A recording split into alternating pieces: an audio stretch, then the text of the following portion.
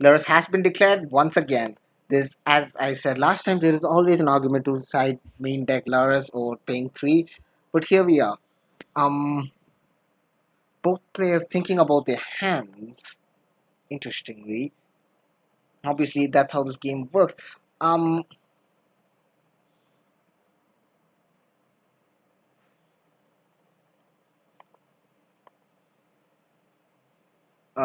both players deciding to keep their hands.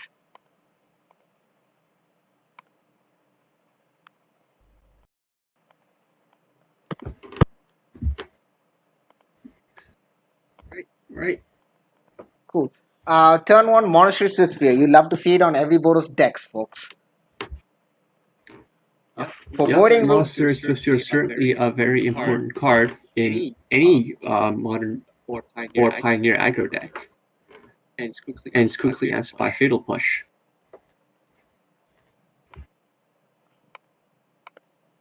Interestingly, now sadly it's been Fatal Push. That's obvious. I also kill Monastery Sphere every time I see it. Kinda hilarious.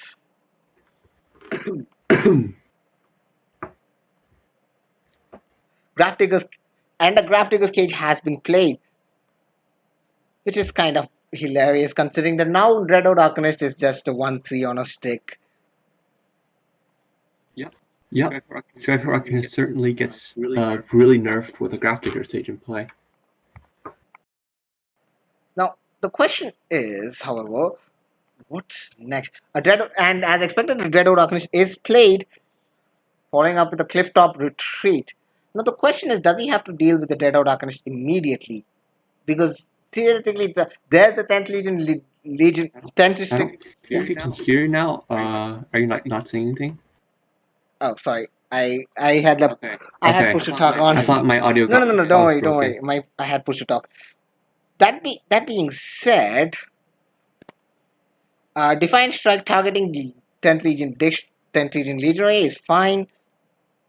It's actually a really interesting play because now it just straight up gets buffed and swings for a lot on turn 3. Yeah, we have a 4/3 with haste on turn 3.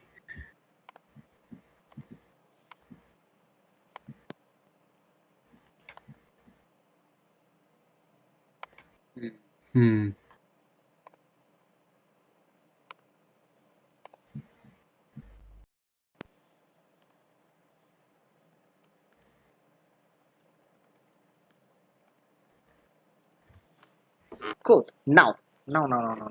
Dreadnought Arcanist is swinging in, and as sad as it is, it won't be able to trigger the cards from. It won't be able to cast Fatal Push.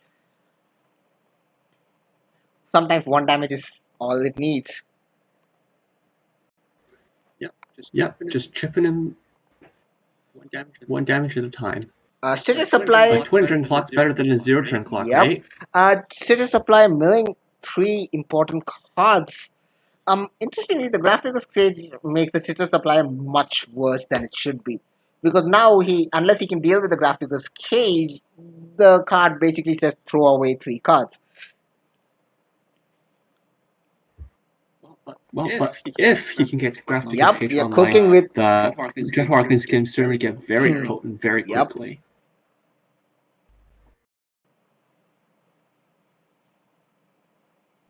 Another 10th District Legionary, this time swinging in for at least 5 damage. Yep. Going to block step. Yep, and he does indeed deal with the series of blocks. Before damage, however, a Village Rites. It's always a wonderful interaction to see Village Rites targeting anything that gets value out of dying. So Gifted Aetherborn, Village Rites, and the Mountain is milled. This is fine. He's basically stacking up his graveyard for something big, implying that he might have a way to deal with the Graphics Cage. I think the biggest play we'll see here is a Colgan's Command, which will simultaneously deal to the 10th District Engineer and destroy Grafdigger's Cage. It will be quite a blowout. It will indeed be quite a blowout.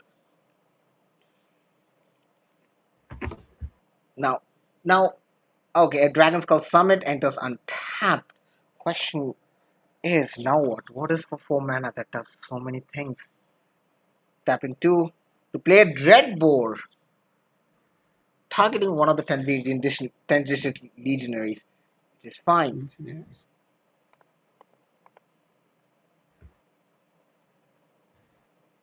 In this matchup, it's all about moving opposing threats, and bringing in Dreadfort on the sideboard certainly helps with Nick, that. honestly surprised that it actually worked.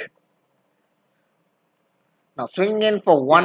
Yeah, I would have expected to see. You were saying? I would have expected to see some sort of protection spell from Chris's side. Yeah. Maybe God's willing, maybe something like There's that. the Stitcher Supplier.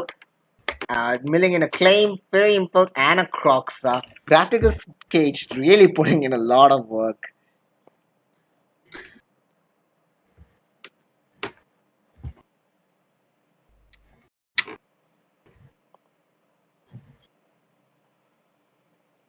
Well, I think the game will be actually quite over now if we don't see Graph Diggers get on the battlefield. Because he can claim back Croxa, he can flash, he can escape Crocs, and there's so many things that the Red Black Pyromancer that can do with the graveyard. No blocks from Nick. Taking 2 perhaps was the right answer.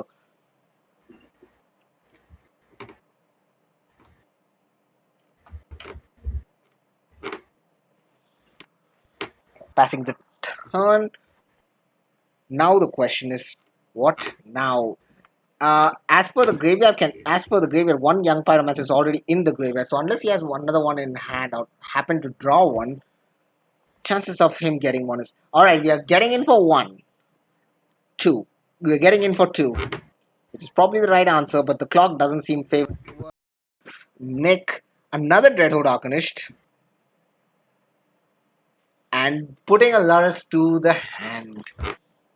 Kinda sign. It said that when you're behind on play, if you put a Lurrus to the hand, it's a sign of weakness. Yeah, and especially with the Graph Digger's Cage out, Lurrus doesn't seem to do much. Right Sometimes now. all you need is a 3/2 that has lifelink, which is fine, perhaps.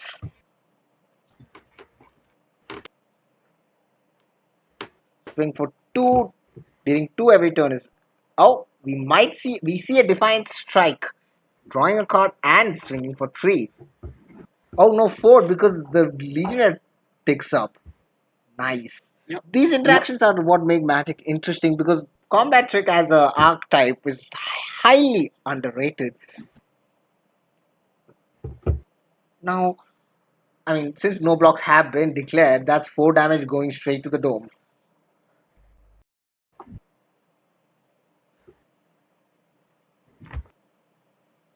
And I think the crucial play would be now that if Lurrus can get removed, because if Lurrus got removed, then there's no more life gain, and that would just basically end. That would just basically end, you know, Chris's day. Yep. Chris, sorry, no, next day. Yep. Yeah. Don't worry about it. Now, are we in damage yet? Oh yeah, there we go. So he takes 4. Oh, cool. There's a lot of interaction, albeit towards his own creatures on Chris's side. But right now, Nick is just trying to claw his way through this match. We've seen RB Pyromancers just win for absolutely no reason at 2 life. Will this be one of those?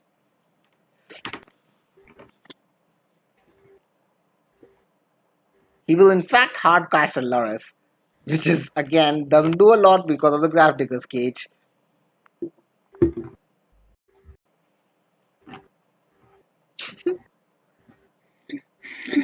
Now, a sad yep, Lurrus. a really sad Lurrus. The question now becomes: how fast can Chris close out this game?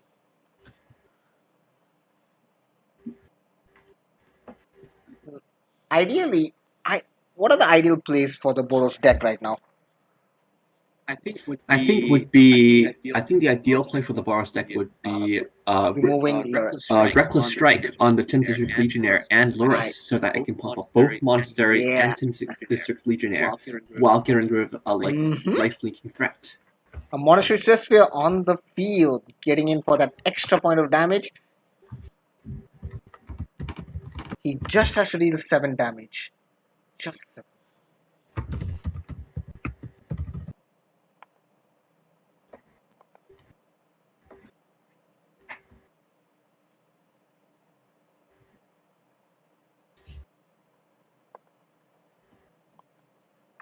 Blazing Volley.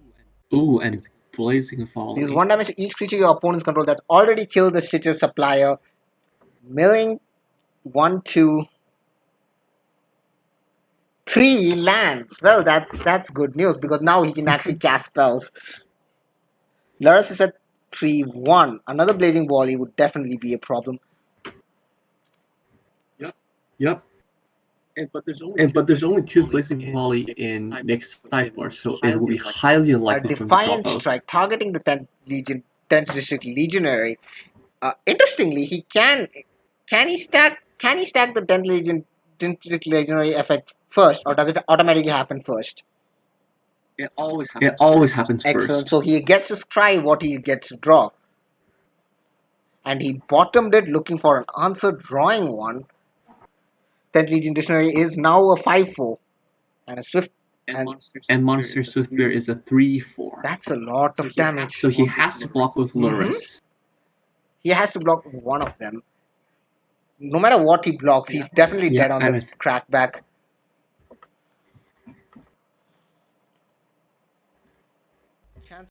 Chances of Nick winning are dwindling to single digits. I would say it's not looking good for it right now. Unless he has a surprise removal spell on hand, which he could turn everything around. For another Monastery Sphere. Yep. Now the damage calculations have changed. This implies that he actually drew the Monastery Sphere off the Defiant Strike because or else he would have cast it earlier.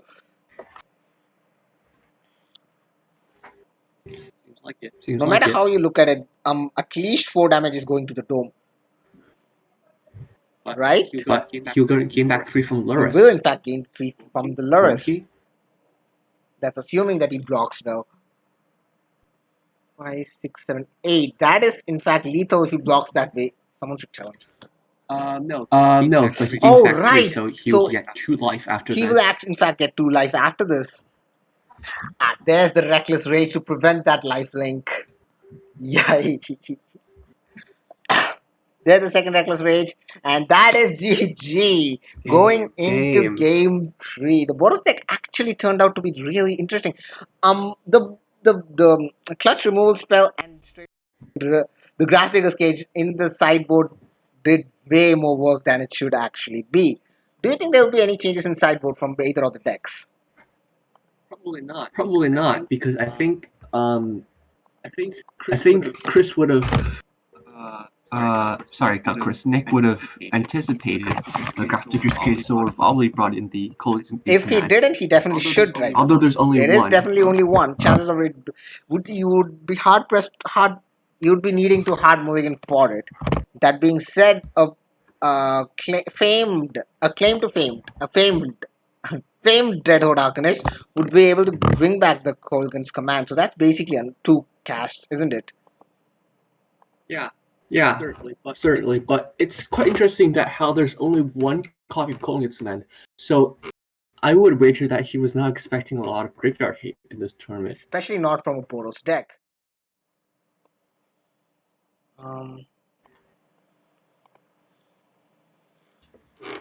Both players keeping their drawing up 7 and Nick going first? Yep. Nick is going first. Playing Foreboding Ruin, revealing a swamp. Cool.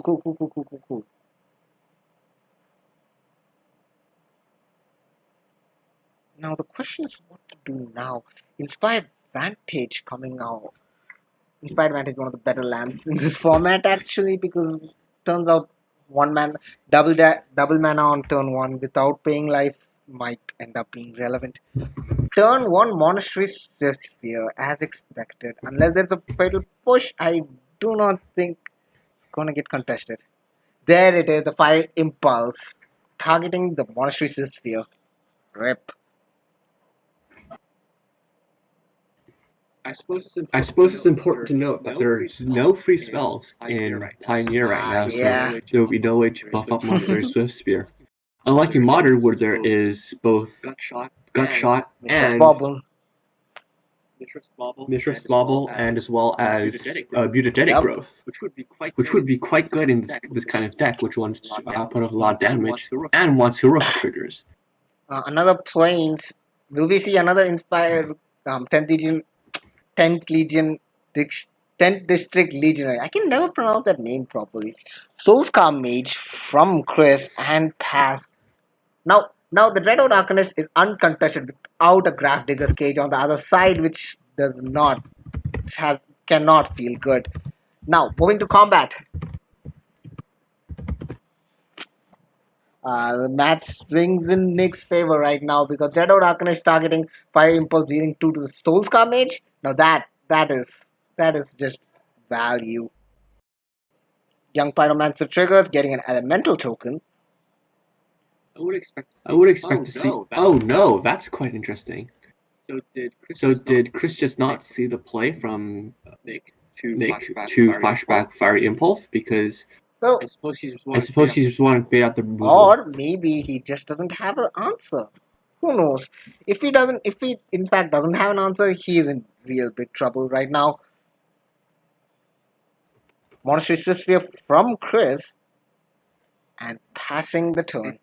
It passes. Now This is certainly not. yeah, this is not the way this deck usually goes out with. This deck obviously goes really tall, but still. Interesting to note, Dreadhorde Arcanist no longer has any target, but a single sacrificial rites or anything along those lines would just get the spell back into, the graveyard. So the question now becomes, what is Nick gonna do? I could see several lines happening here. Not least starting with killing Monster Sphere. A gifted Aetherborn. We've talked about this card a lot, and Aetherborn he and passes. pass. This is more interesting because he knew that there was a world where he just blocks the Dreadhorde Arcanist or Young Pyromancer and just dies because Monster Sphere gets crazy big, crazy fast. Now, Yep. Now Chris has three there it targets is, he the must Graph Digger's remove. Cage as expected. A bit late, but here we are. Monster Sphere prowess triggers, making it a 2-3. Yet, is it too late for the Graph Digger's Cage? Because Nick has already established a very important board presence. Yeah, I just don't see how he could come back from this right now. Sweet and interesting. What do you think of the blockers? Are they good blocks? Or do you just take 2? I think he would just block with the Gift Aetherborn because it will force him to have something in his hand. And as far as I can tell, there's no trick that gives Monster Swift Spear first strike in Chris's deck, so it would seem There that we it go. would tree No strike. blocks, and there's 2. No blocks. Interesting. There was perhaps a world where Defiant Strike would have been good, but that isn't this one. Actually, sorry, I was incorrect there. Boros Charm would give Monster Spear first strike, and as well as Double Strike, basically. Finest one, which would give him Indestructible. nice. Yeah. Combat begins. Nick thinking on attackers, swinging in with everybody. Gifted Aetherborn, interestingly, has both Depth Touch and Lifelink. The card's really good.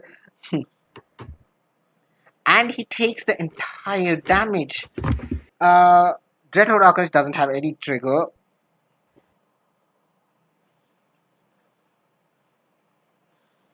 Now, Nick is on the tank right now.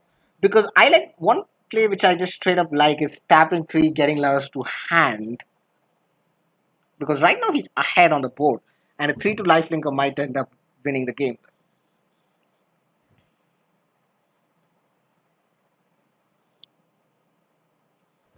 Questions, so many answers. Is Is there a world when Chris actually comes out of this?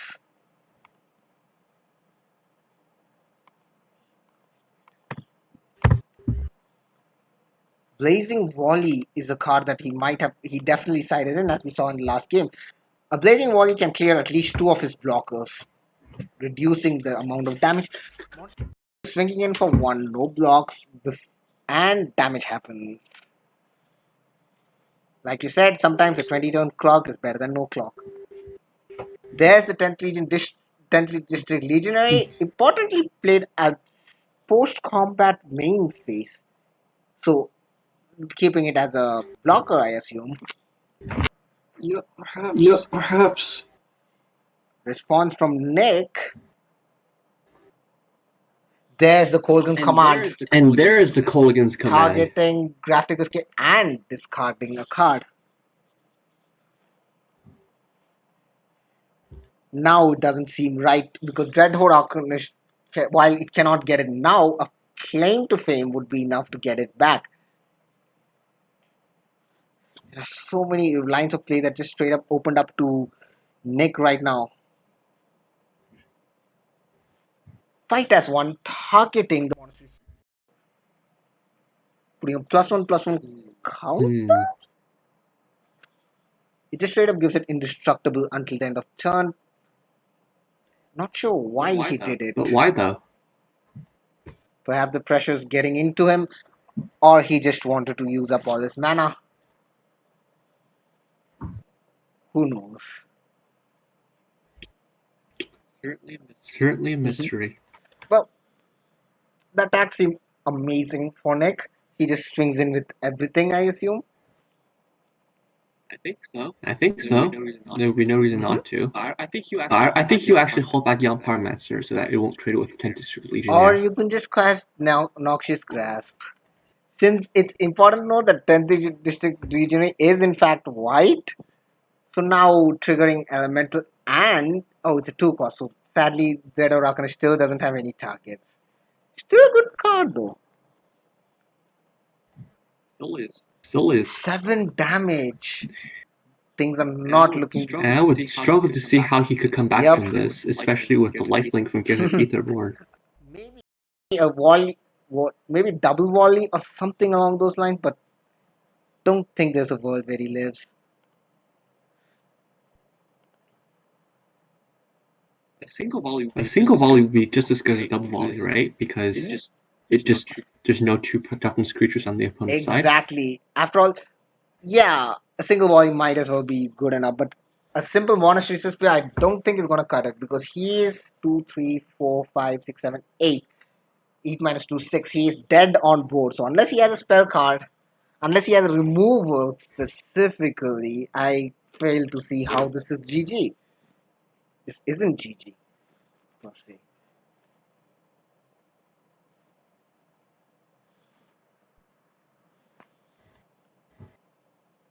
Swinging in with everything. Let's see what you have Is here. there a world?